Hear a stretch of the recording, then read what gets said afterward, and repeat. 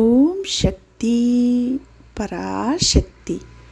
அன்பு செல்வமே, என்னை நேசிக்கும் என் பிள்ளை என்னிடம் வேண்டுதல் வைக்க வேண்டும் என்பது அவசியமா? எந்த ஒரு குழந்தையாவது தன் அம்மாவிடம் எனக்கு இதை கொடு அதை கொடு என்று கேட்பதில்லை.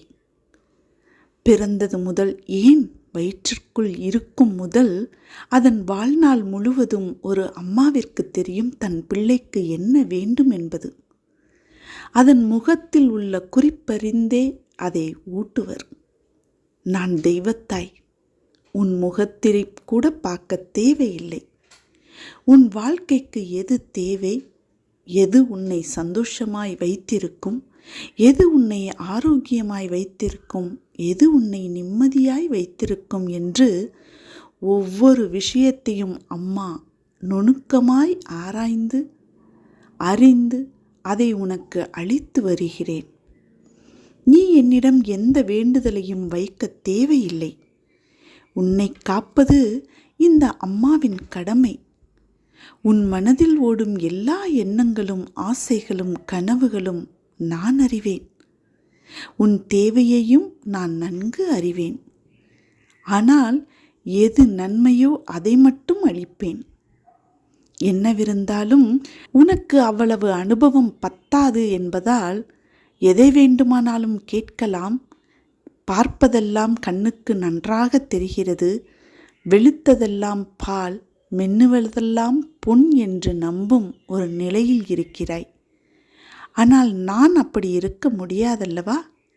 எல்லாவற்றையும் நான் பிரித்து அறிய முடியும். எதை உனக்கு தர வேண்டும், எதை தரக்கூடாது என்பதில் தெளிவு இந்த சமயபுர முத்துமாரிக்கு இல்லாதது உனக்கு இருக்கிறதா? யோசித்துப்பார். நீ விளையாட்டுத்தனமாய் கேட்கும் அனைத்தையும் நான் கொடுத்து விட்டால் நாளை நீ சிந்தும் கண்ணீருக்கும் நான் தான் பதிலளிக்க வேண்டும். எதற்காக கவலைப்படுகிறாய் தங்கமே? நீ எது செய்தாலும் சரி, பேசினாலும் சரி, எனக்கு தெரியும். பொறுமையாக இரு. என்னை நினைத்து கொண்டிருக்கும் வேளையில் முடிந்தவரை அமைதியாக இரு. உன்னால் இயன்றவருக்கு உதவி செய். நீ என் பிள்ளை. எதற்காகவும் கலங்க வேண்டிய அவசியமில்லை. நான் அவ்வளவு எளிதில் யாரையும் பிள்ளையாக ஏற்றுக்கொள்வது இல்லை. உன்னை ஏற்றுக்கொண்டேன் என்றால் நீ அவ்வளவு நல்ல ஒரு எண்ணங்களும், நல்ல ஒரு செயல்களும், நல்ல ஒரு சிந்தனையும், நல்ல ஒரு வார்த்தைகளுமாய் உனது செயலில் காண்பித்துள்ளாய். அதனால்தான் அம்மா உன்னை முழு மனதோடு என் பிள்ளையாக ஏற்றுக்கொண்டுள்ளேன். உன் வாழ்க்கை நிச்சயம் பொற்காலமாக இருக்கப் போகிறது. எதற்கும் பயப்படாதே. நீ நினைத்தது போன்ற வாழ்க்கை உனக்கு கிடைக்கும். ஆனால் வாழ்க்கை என்றால் கஷ்டங்கள் இல்லாமல் எப்படி இருக்கும்? பகல் இரவு என்று இருப்பது போல் இன்பம் துன்பம் என்று இரண்டு பக்கம் உள்ளது போல் வாழ்க்கையும் இருக்கத்தான் செய்யும். அதை தாண்டி மனம் தளராது உழைத்து அதற்கான தகுதியை வளர்த்து கொண்டால் நிச்சயம் நீ ஜெயிப்பாய். அதைத்தான் உனக்கு அறிவுரையாக இந்த முத்துமாரி உரைக்கிறேன். நிகழ்கால வாழ்வு என்பது முக்கியம்.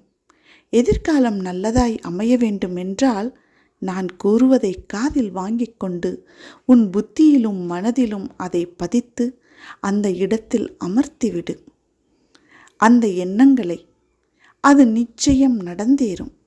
நீ என் அருளும் ஆசீர்வாதமும் பெற்ற என் அன்பு பிள்ளை. இதில் துளியளவும் மாற்றமில்லை. அம்மா நான் இருக்கிறேன் என் அன்பு பிள்ளையே. அருகில் வா, மங்களம் உண்டாகும். ஓம் சக்தி.